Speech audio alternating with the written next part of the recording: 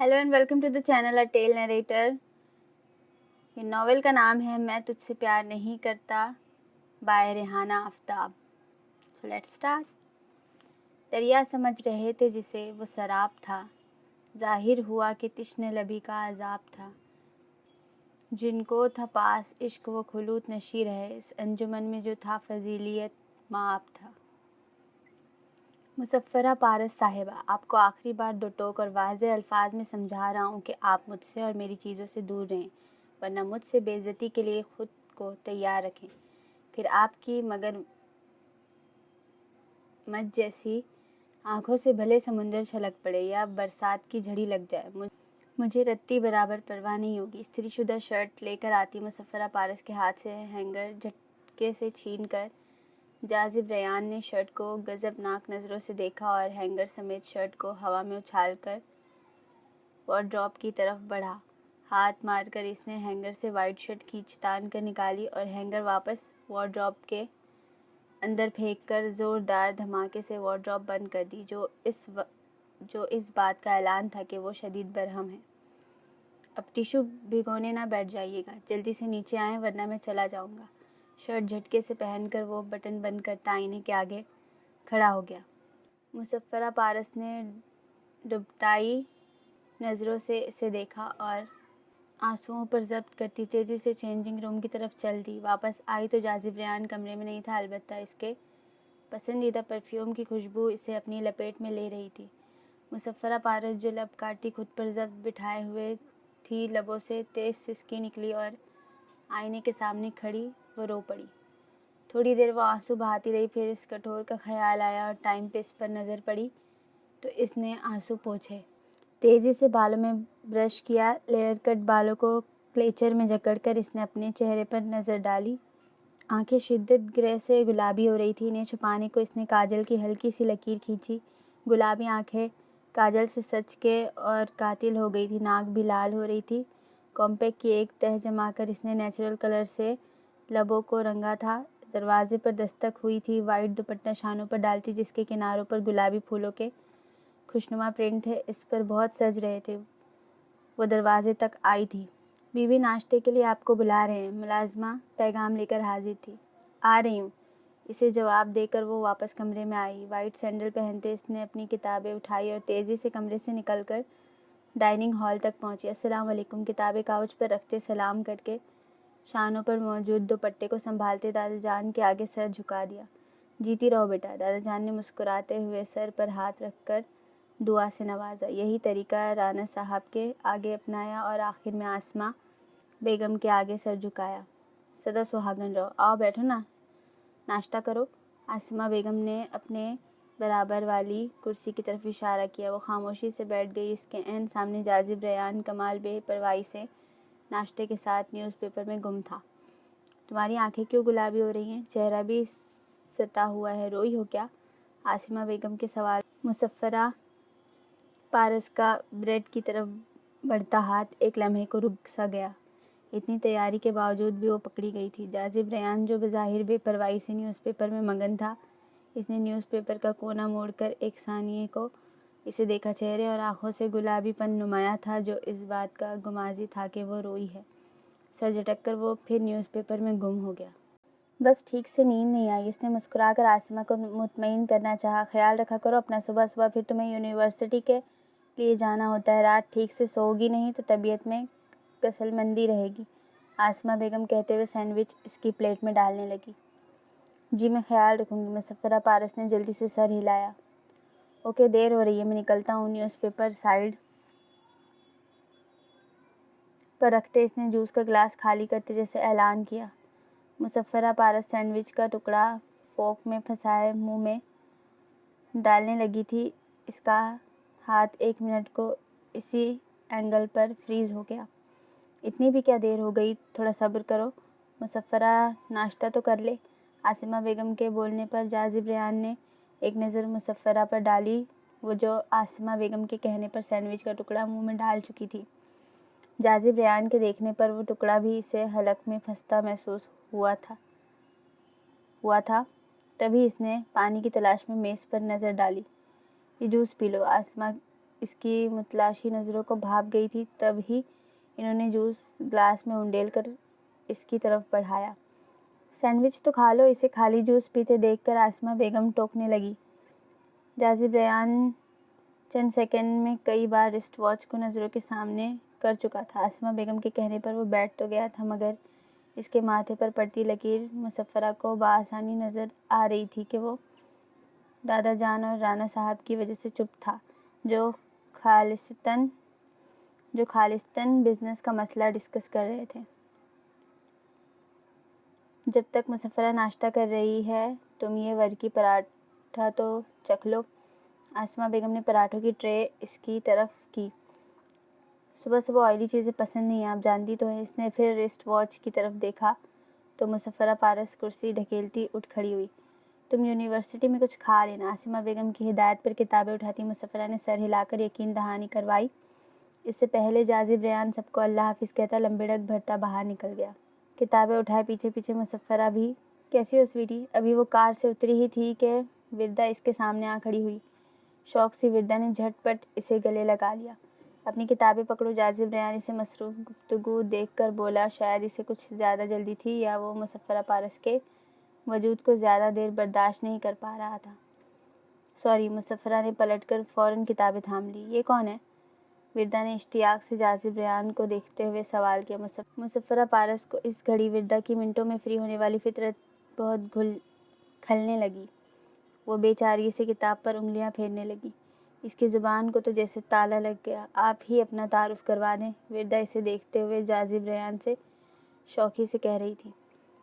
میں جاذب ریان ہوں۔ ناچارہ اسے تعارف کروانا پڑا۔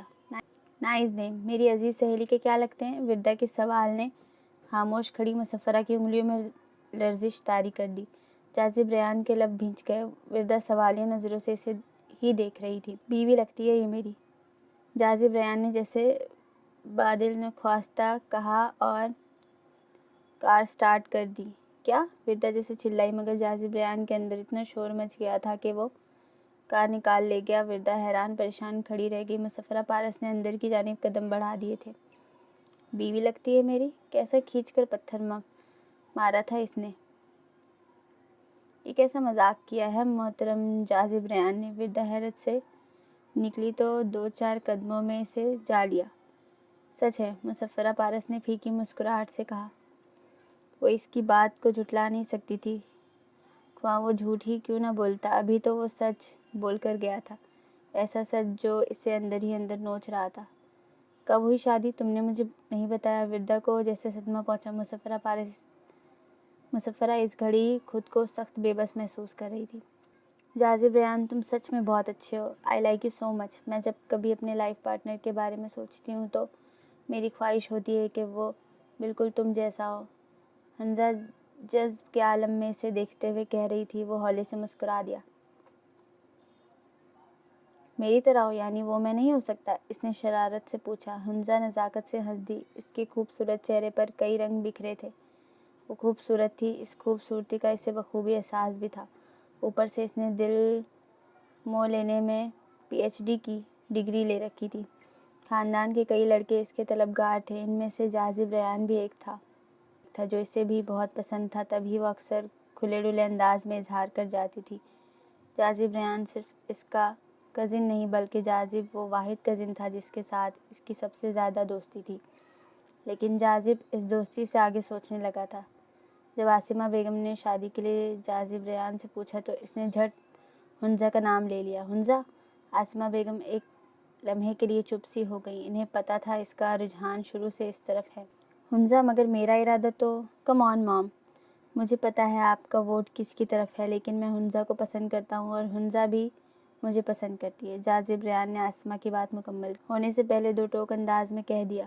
آسمہ بھی چپ کر گئی۔ وہ رشتہ لے کر گئی تھی، فراز صاحب کو کیا اعتراض ہو سکتا تھا؟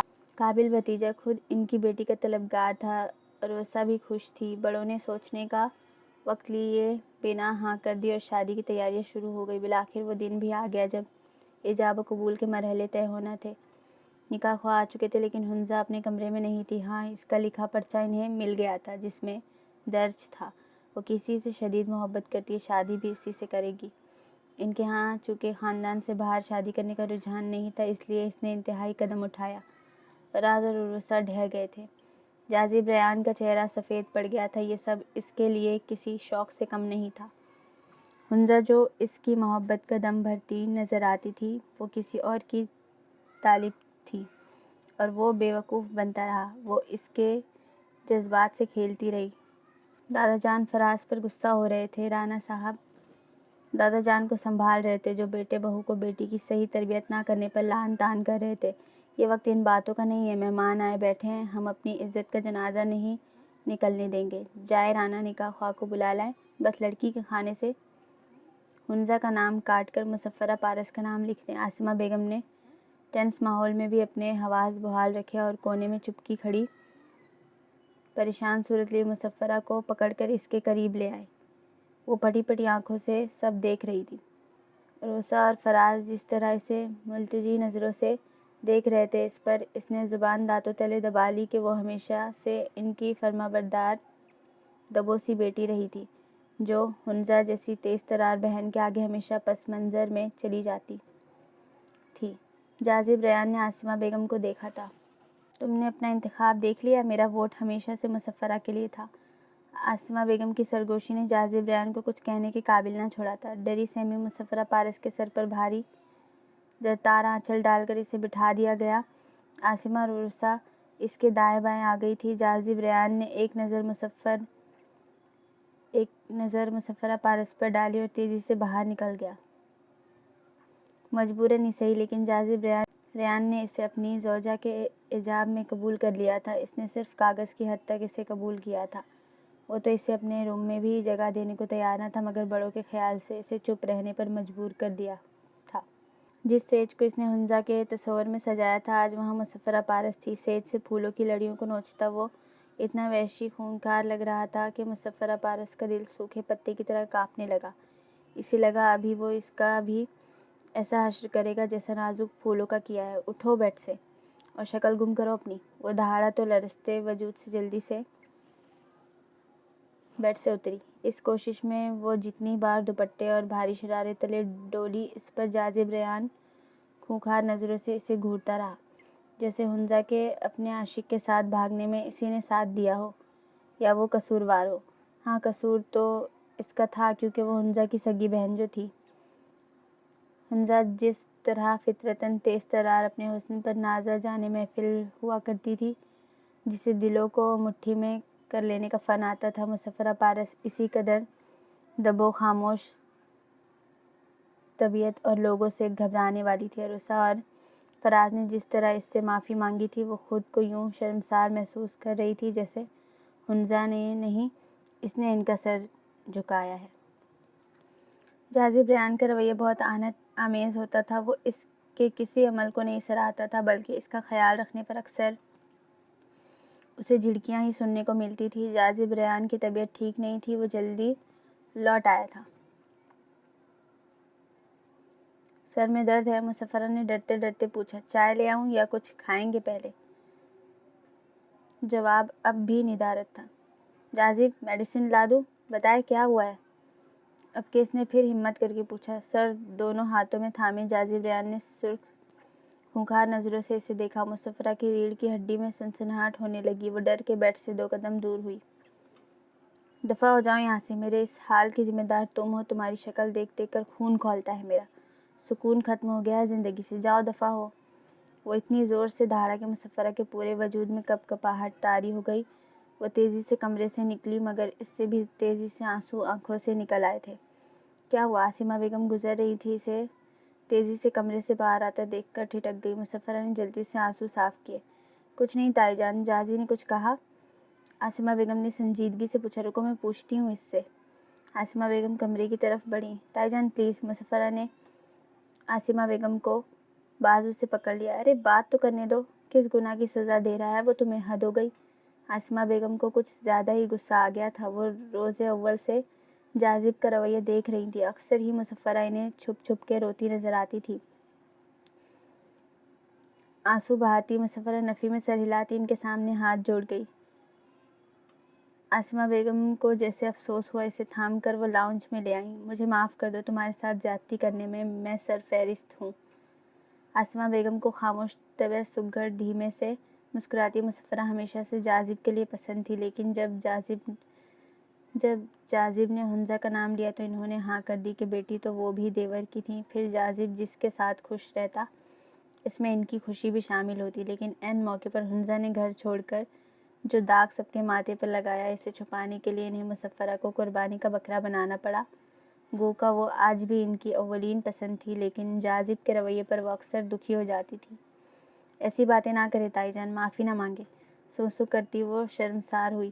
ذرا عقل نہیں اس لڑکے میں جس سے محبت کا دم بھرتا تھا، وہ تو دن میں تارے دکھا گئی، اور جو پارس ملی ہے اس کی قدر نہیں۔ اگر مجھے پتا ہوتا کہ اس کے رنگ ڈھنگ یہ ہوں گے یا تمہارے ساتھ ایسا رویہ رکھے گا تو کبھی تمہیں زبردستی اس کی زندگی میں شامل نہ کرتی۔ آسمہ بیگم کو آج کچھ زیادہ ہی غصہ آ رہا تھا۔ اب بھی وقت نہیں گزرا، میں بات کرتی ہوں رانا اور ابا جان سے، وہ فراز اور عروسہ سے بات کریں گے، تمہارے لیے بہت قدر کرنے والا شخص ڈھونڈوں گی۔ میں کہتی ہوں جاذب سے طلاق دے تمہیں، تاکہ میرے سر سے بھی یہ بوجھ تو اترے، میں تمہیں یوں گٹ گٹ کے روتے نہیں دیکھ سکتی۔ دے طلاق، اسے بھی پتہ لگے۔ تائی جان، مظفرہ پارس پوری جان سے لرزی۔ میں طلاق نہیں لوں گی، کبھی بھی نہیں۔ اس کے آنسوؤں میں مزید روانی آ گئی۔ طلاق نہیں لوں گی؟ یوں صبح شام اپنی بے عزتی کرواتی رہو گی؟ تمہیں کیا لگتا ہے پتھر میں جھونک جائے گا؟ وہ وقت گزر گیا بیٹا جب عورتیں سالوں کسی کا انتظار کرتی تھی کہ وہ پلٹ آئے گا۔ میں تمہیں لا حاصل انتظار کے قرب میں نہیں دھکیل سکتی۔ ابھی تمہاری عمر ہی کیا ہے؟ اس سال ماسٹرز کر لو گی، اچھے سے اچھا رشتہ مل جائے گا۔ آسمہ بیگم نے سمجھانا چاہا۔ اس گھڑی وہ جاذب کی کم اس کی ماں زیادہ لگ رہی تھی، جو بیٹی کے لیے فکر مند تھی۔ مجھے طلاق نہیں لینی، مظفرہ کا لہجہ اٹل تھا۔ تو کیا ساری زندگی اس پتھر سے سر پھوڑتی اور بے عزتی کرواتی رہو گی؟ آسمہ بیگم کو افسوس ہو رہا تھا۔ نہ کرے کبھی محبت، میں تو ان سے محبت کرتی ہوں، نہ گزر جائے گی زندگی ان کی ڈانٹ کھاتے ہوئے۔ وہ آنسو سمیٹتی عزم سے بولی، پر لب دانتوں تلے دبا لیے جیسے کوئی انہونی بات کہہ دی ہو۔ تم جاذب سے محبت کرتی ہو؟ آسمہ بیگم کو بھی حیرت بھری خوشی ہوئی۔ مظفرہ ایک دم سے شرمندہ ہو گئی۔ بتاؤ نا، آسمہ نے اس کے کندھے پر دباؤ ڈالا۔ جی تائی جان، مجھے بچپن سے جاذب اچھے لگتے ہیں۔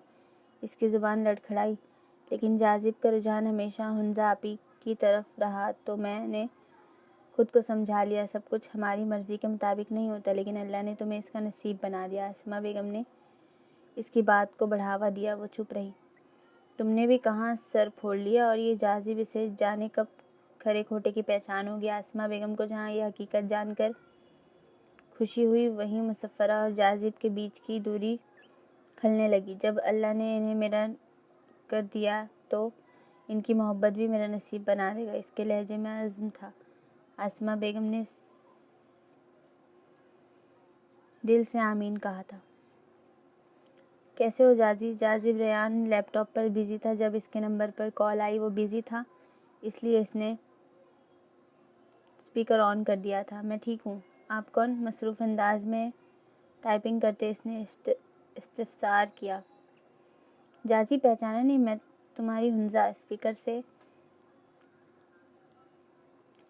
سے آتی آواز پر اس کے ہاتھ ساکت رہ گئے تھے، نظریں بے ساختہ سیل فون کی اسکرین کو گھورنے لگی۔ کوئی نیا نمبر تھا؟ ہاں، پہچانو گے بھی کیسے؟ ناراض جو ہوگے، میں نے اتنا برا جو کیا تمہارے ساتھ؟ اسپیکر سے آواز آ رہی تھی۔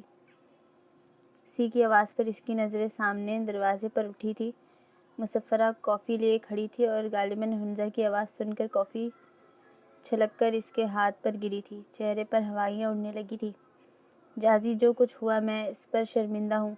آئی نو میں نے تمہیں ہرٹ کیا۔ میں بہک گئی تھی، فہد کی چکنی چپڑی باتوں میں آ گئی تھی۔ پاگل تھی جو تمہاری محبت کی قدر نہیں کی۔ وہ جانے کیا کیا کہہ رہی تھی۔ جاذب ریان کی نظریں مظفرہ کے دھواں چہرے کی طرف تھی۔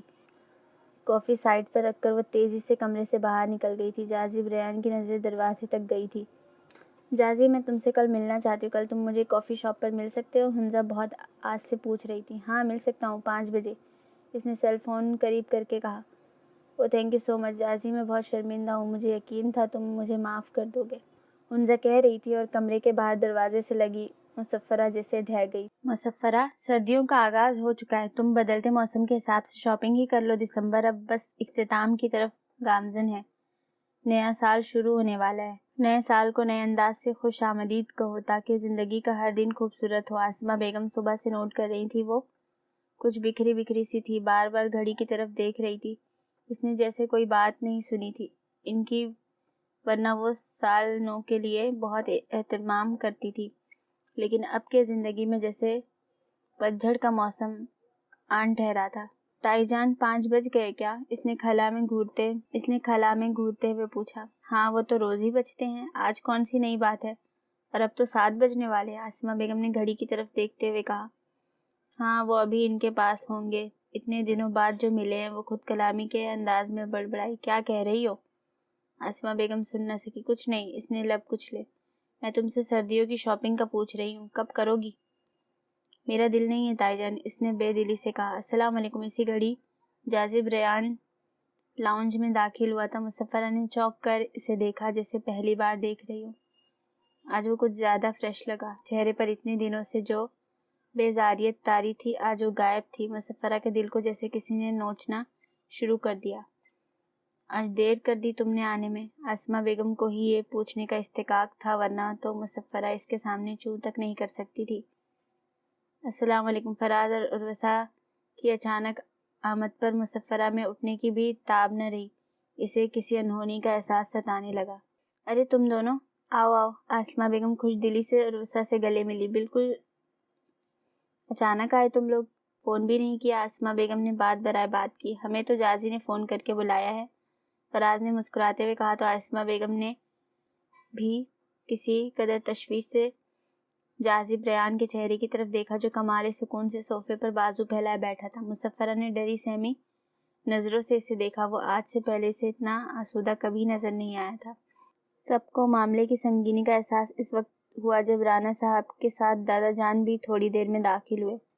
کیا بات ہے جازی، تم نے سب کو کیوں اکٹھا کیا؟ آسمہ بیگم کو ہول اٹھنے لگے۔ کہیں وہ مصفرہ سے متعلق کوئی فیصلہ تو نہیں کرنے لگا تھا؟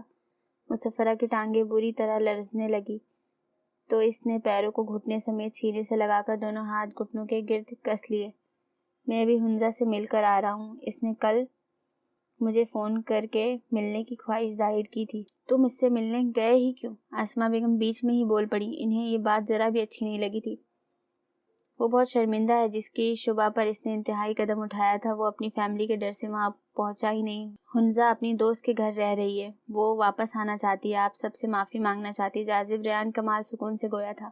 اسے کہہ دو وہ ہمارے لیے مر گئی، ہماری ایک ہی بیٹی ہے، ہمارا اس سے کوئی واسطہ نہیں، اور اسے کہہ دینا وہ بھولے سے بھی میرے سامنے نہ آئے، اور تم بھی آج کے بعد اس کے متعلق ہم سے کوئی بات نہیں کرنا۔ فراز صاحب آپے سے باہر ہوئے۔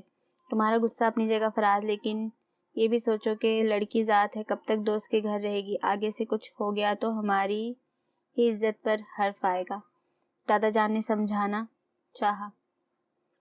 عزت پر حرف تو آ چکا ہے بابا جان، اب اور کیا باقی رہ گیا ہے؟ جازی اتنا کرو، کسی ہاسٹل میں اسے رہائش دلوا دو اور کہو کہ خود اپنی زندگی گزارے، ہمارے گھر اور کسی چیز پہ اس کا کوئی حق نہیں۔ چلو عرصہ۔ فراز صاحب 2 ٹوک بات کر کے اٹھ کھڑے ہوئے۔ ماحول کی یک بستگی بڑھ گئی تھی۔ فراز ساکت بیٹھی مصفرہ کے سر پہ ہاتھ پھیرتے چلے گئے تو آنسو ضبط کرتی عروسہ بھی ہم قدم ہو گئی کہ جیسی بھی صحیح حنزہ تھی تو ان کی بیٹی، جس نے اپنے لیے پتھروں کی راہ خود چنی تھی۔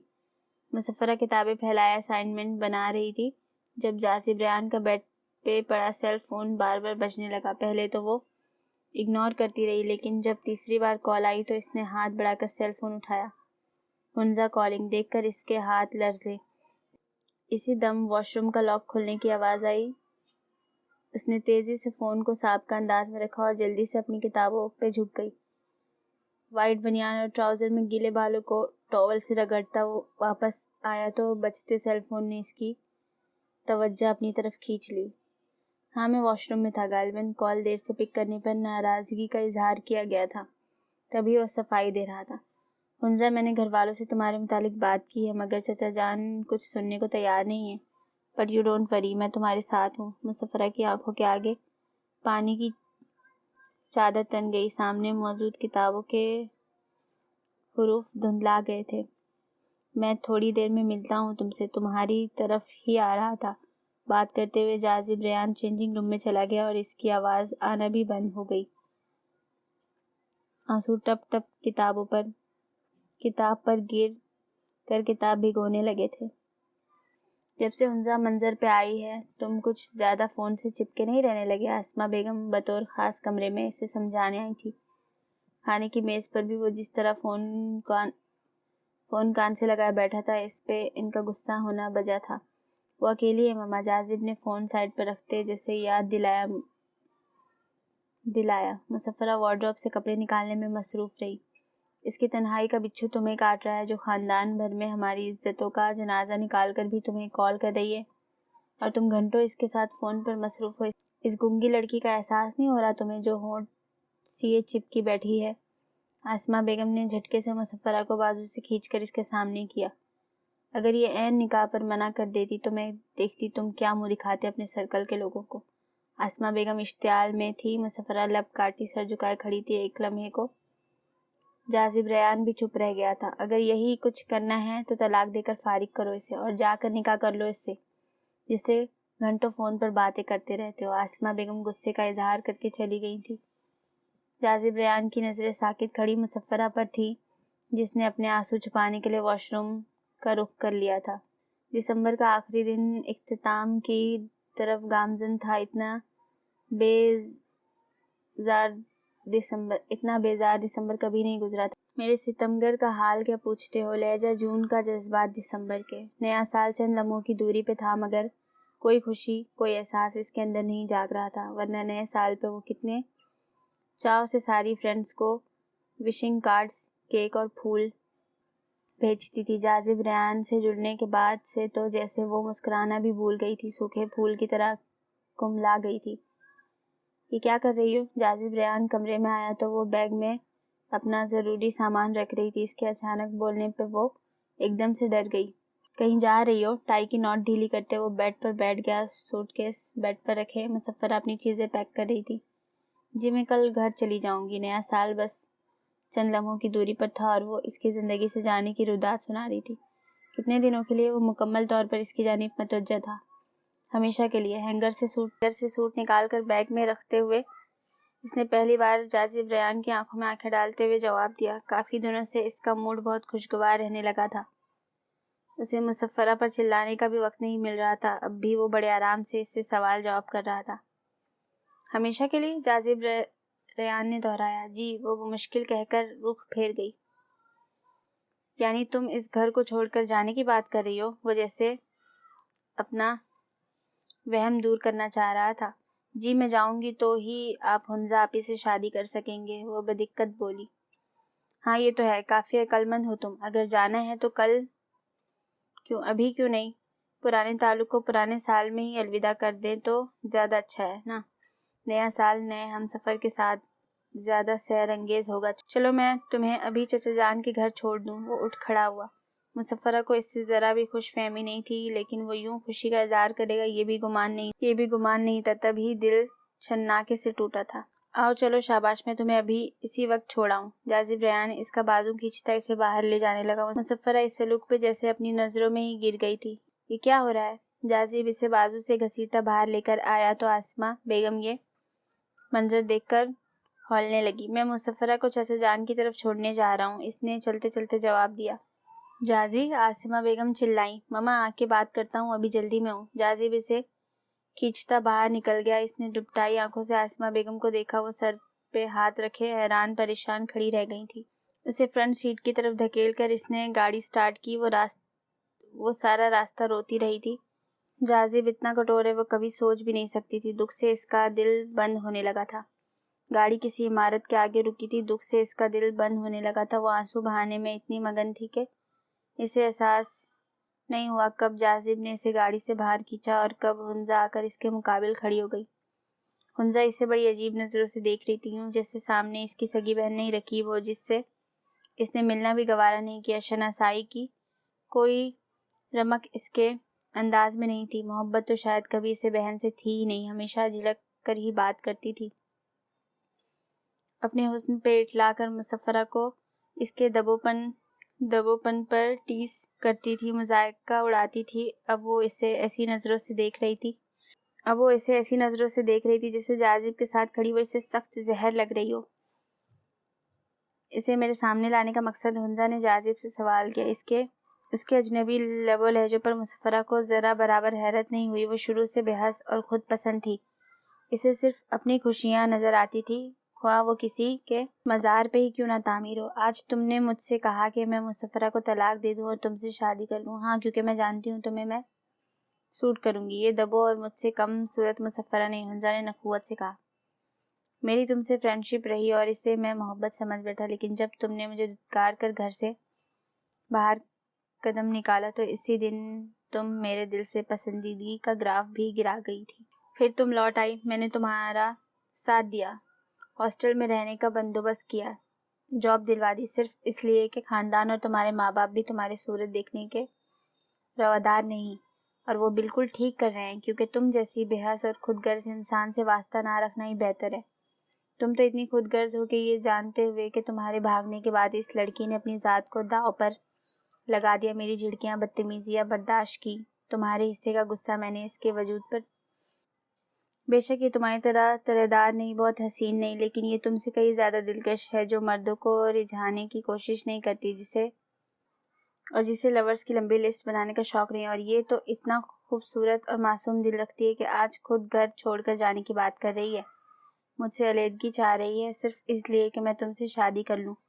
مگر میں اب تم پہ تھوکنا بھی پسند نہیں کرتا، جو کچھ کیا صرف کزن اور انسانیت کے ناطے کیا۔ دنیا میں دو طرح کے لوگ ہوتے ہیں، ایک وہ جو نصیب پہ شاکر رہتے ہیں اور جو چاہا مل گیا تو ٹھیک، نہ ملا تو واویلا نہیں کرتے، جیسے مسفرہ نے مجھے چاہا، میری طلب کی، مگر میری نظر میں خود کو گرایا نہیں، اور دوسرے لوگ تمہاری طرح کے ہوتے ہیں جو خوب سے خوب ترقی تلاش میں رہتے ہیں اور آخر میں نامراد اور ناکامی رہتے ہیں، خالی ہاتھ خالی دل لیے۔ پسندیدگی تو تمہاری اصل صورت دیکھ کر ہی ختم ہو گئی تھی، اور پیار؟ جاذب ہنسا۔ سوری میم، میں آپ سے پیار نہیں کرتا، کیونکہ مجھے اس گونگی لڑکی سے عشق ہونے لگا ہے۔ آج کے بعد میری طرف سے کوئی آس نہ پالیے گا۔ چلو مسفرہ۔ وہ جس طرح بازو سے پکڑ کر اسے لے کر آیا تھا، اسی طرح اسے بازو سے پکڑ کر واپس پلٹ گیا۔ ہنزا اپنی جگہ پہ کھڑی کی کھڑی رہ گئی۔ مسفرہ کے کان سائیں سائیں کر رہے تھے۔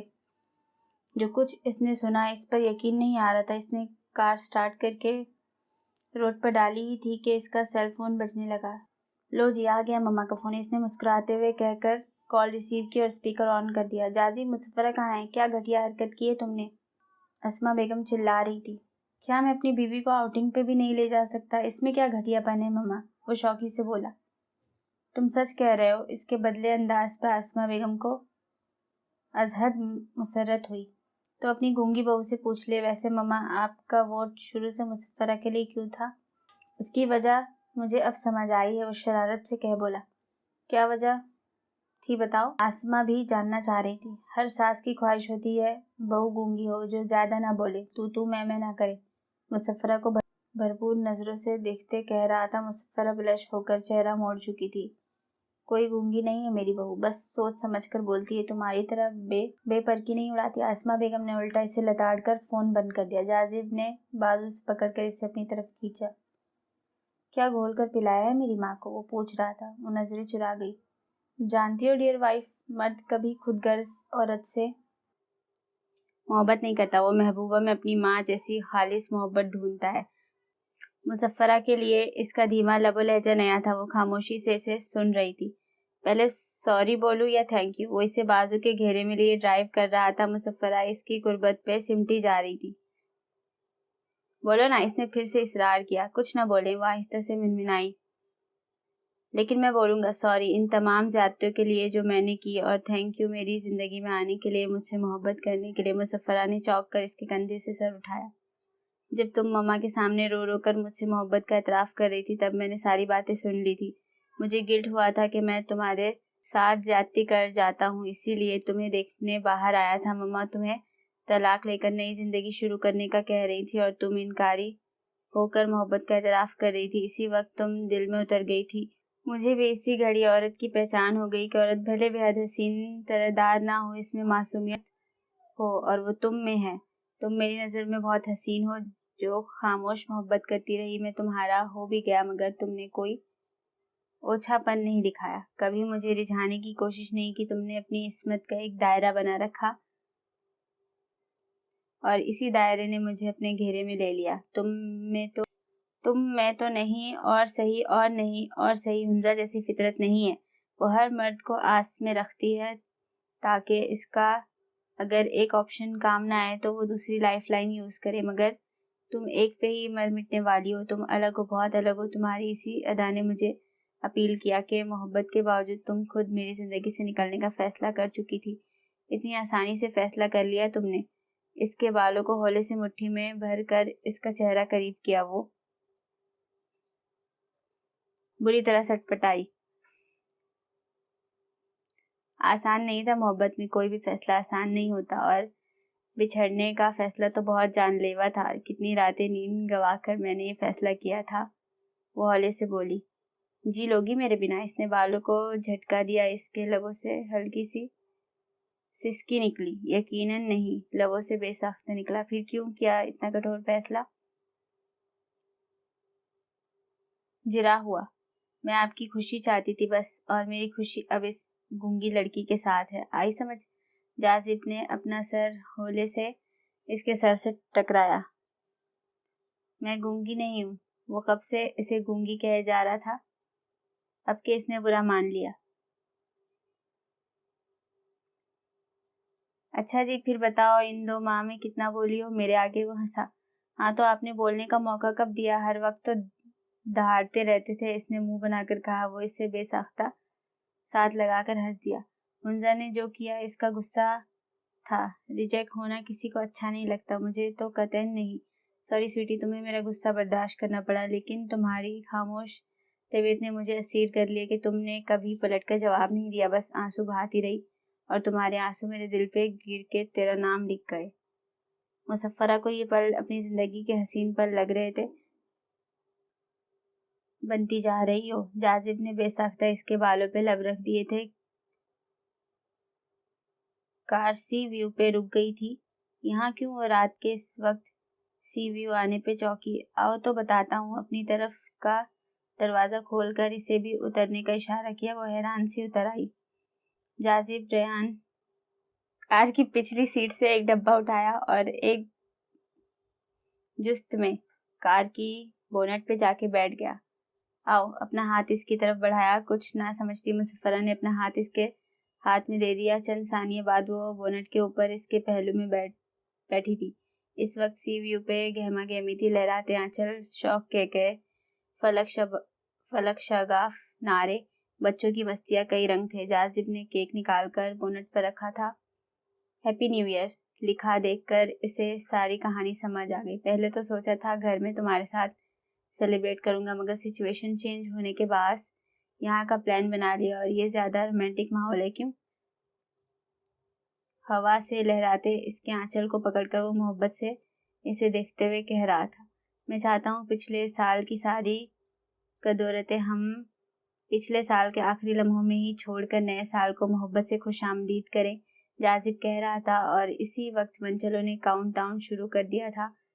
10 9 جاذب بھی ان کے ساتھ ہم آواز تھا۔ ہر سو مسرت کے رنگ تھے۔ ماحول تالیوں پٹاخوں کی آواز سے گونجنے لگا۔ وہ پٹاخوں کی آواز سے ڈر کر ایک دم اس کے قریب ہو گئی تھی۔ جاذب نے اس کا ہاتھ تھام کر کیک کاٹا۔ آسمان آتش بازی سے خوبصورت ہو رہا تھا۔ جاذب کا سیل فون بجنے لگا۔ جاذب نے سیل فون اس کی طرف بڑھا دیا تھا۔